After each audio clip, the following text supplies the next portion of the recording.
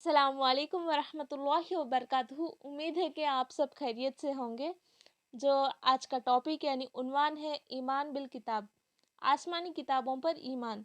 ईमान bill किताब का मफहूम इस तरह है कि अल्लाह ताला ने हर दौर में इंसानों की हिदायत के लिए रसूल भेजा है और उन पर किताबों पर नाजिल किया, और अल्लाह ताला की तरफ से रसूलों पर नाजिल की हुई किताबों पर ईमान लाने को ईमान बिल किताब कहते हैं। रसूलों पर ईमान लाने के बाद उन पर नाजिल की हुई किताबों पर ईमान लाना ज़रूरी है। चलिए देखते हैं वो किताबें क्या थी। तौरात जो हज़रत मूसा अलैहिस्सलाम पर नाजिल हुई थी, ज़बूर हज़रत दाऊद अलैहिस्सलाम पर नाजिल हुई थी, और इंजिल हज़रत ईसा अलैहिस्सलाम पर नाजिल हुई थी।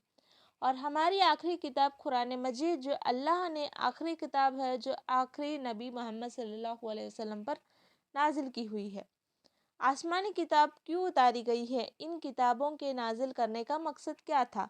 कि लोगों को अल्लाह की सही पहचान हासिल हो, लोग अल्लाह के अहकाम जाने जाए, ताकि अपनी ज़िंदगी अल्लाह के बताए हुए रास्ते के मुताबिक गुजारे।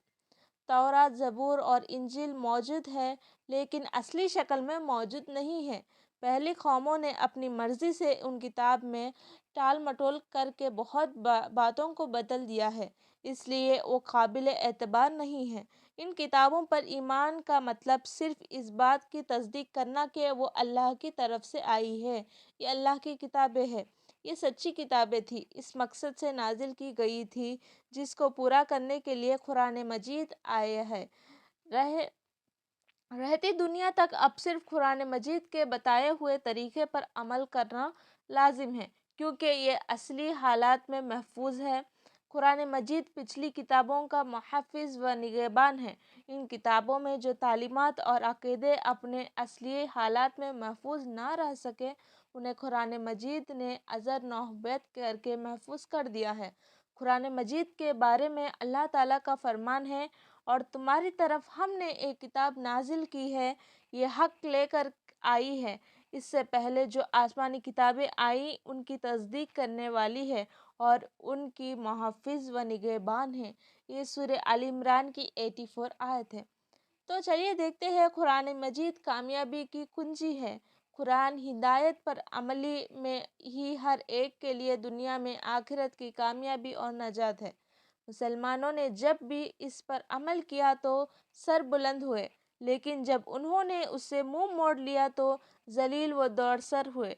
रसूलुल्लाह सल्लल्लाहु अलैहि वसल्लम ने इरशाद फरमाया, अल्लाह ताला बहुत सी कौमों को उस किताब कुरान के ज़रिए से सर बुलंदी अता फरमाता है, और बहुत से दूसरे कौमों को भी उससे गलत की वजह से यानी गफलत की वजह से इज़्ज़त व सर बुलंदी से महरूम कर देता है। ये मुस्लिम की हदीस है। जिस तरह कुरान मजीद सबसे बेहतर किताब है, उसी तरह कुरान मजीद पढ़ने और पढ़ने वाला भी तमाम इंसानों में से सबसे बेहतर है। रसूलुल्लाह सल्लल्लाहु अलैहि वसल्लम ने फरमाया, तुम में सबसे बेहतर वो है जिसने कुरान सीखा और सिखाया।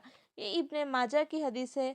एक मौके पर आप सल्लल्लाहु अलैहि वसल्लम ने फरमाया, जिसने कुरान पढ़ा, उससे याद किया और उसके हलाल और हलाल और हराम जाना, तो अल्लाह ताला उसको जन्नत में दाखिल करेगा। हम सब को कुरान मजीद का इल्म हासिल करने की तरफ तवज्जो देना चाहिए। किसी हाल में गफलत नहीं बरतनी चाहिए। जो कुरान का मयार है वो फरिश्तों के साथ होगा। कुरान मजीद हमसे क्या चाहता है? कुरान मजीद अपने सिलसिले में हर एक से 5 बातों का मुतालबा करता है। उस पर ईमान लाए, पूरे अदब व एहतराम के साथ उसकी तिलावत करें, उसके मुतालबा को समझने की कोशिश करें, उसके अहकाम पर अमल करें, उसके पैगाम को दूसरे तक पहुँचाए। थी ईमान बिल किताब की कुछ ब्रीफ इंट्रोडक्शन। इंशाअल्लाह